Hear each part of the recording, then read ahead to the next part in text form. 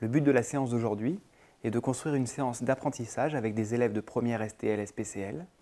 Et pour cela, on va utiliser le site Mediachimie. Le site Mediachimie contient plusieurs ressources sur la spectroscopie RMN. On y trouvera des textes, une base de spectre, une présentation en format PDF pour déterminer la structure des molécules organiques. Et en particulier, on peut y voir une vidéo dans laquelle un ester odorant, l'acétate d'isoamyle, est synthétisé et analysé à la fois en spectroscopie infrarouge et en spectroscopie RMN du proton. Nous allons donc utiliser cette vidéo comme support d'apprentissage en pédagogie inversée. Cette vidéo sur la spectroscopie RMN traite d'une technique d'analyse et va permettre aux élèves de première de se familiariser avec une notion délicate et susciter leur questionnement.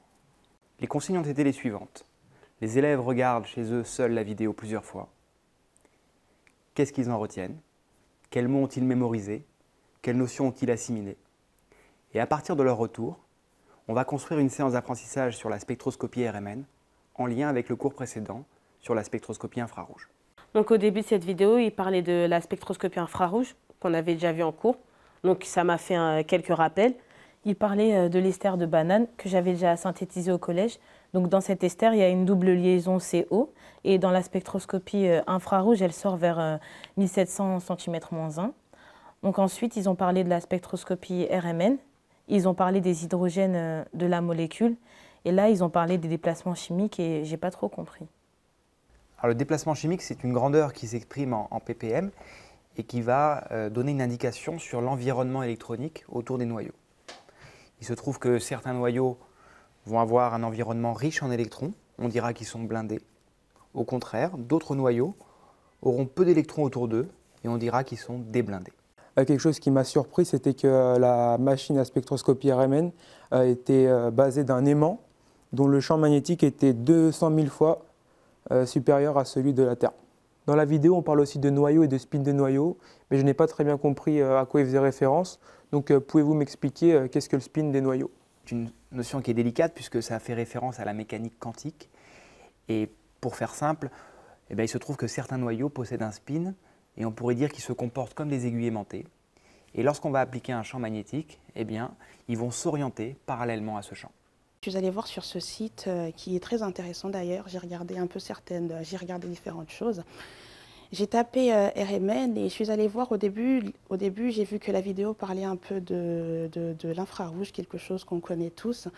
Et j'ai regardé 3-4 fois la vidéo pour très bien comprendre, vu que je ne saisissais pas du tout ce que la dame elle disait. J'ai pu comprendre que les précautions pour la RMN, il fallait se débarrasser de tout objet métallique parce que l'appareil contient un aimant qui est très attracteur par rapport à ces objets-là. Et j'ai aussi appris que c'était un appareil qui était très coûteux, qu'on ne le retrouvait pas dans certains lycées.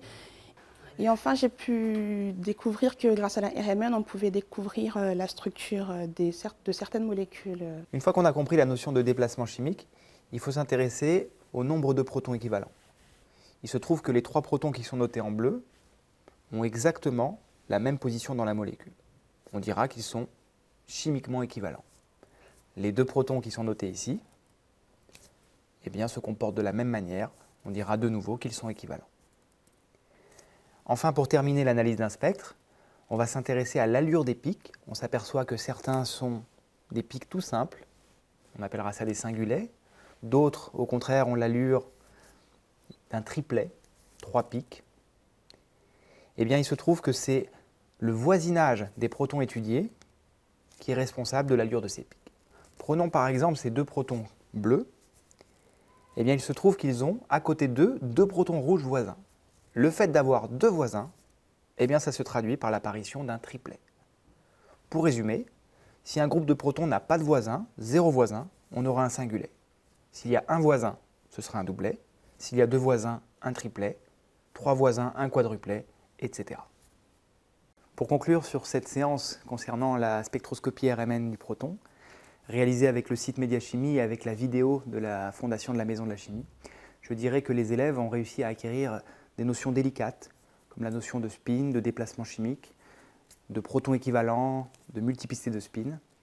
Et suite à la séance d'exercice que nous avons menée, ils ont maintenant une certaine autonomie pour arriver à décrire l'allure des différents spectres de molécules relativement simples.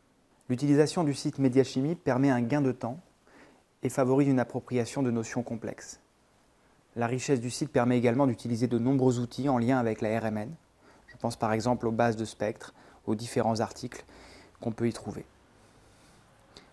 Ce type de ressources et la base documentaire du site se prête à la mise en place de séances de type pédagogie inversée, comme me l'avait suggéré Julien Calafel lorsque je l'avais rencontré au GIREC.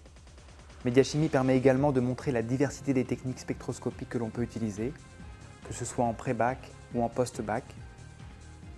Médiachimie est donc une ressource complémentaire au site EduScol du ministère de l'Éducation nationale. Médiachimie propose un accès sur les colloques récents de la Fondation de la Maison de la Chimie, mais également des vidéos relatives à l'innovation et à la recherche en chimie. C'est donc pour nous professeurs un outil extrêmement précieux, mais également pour les élèves.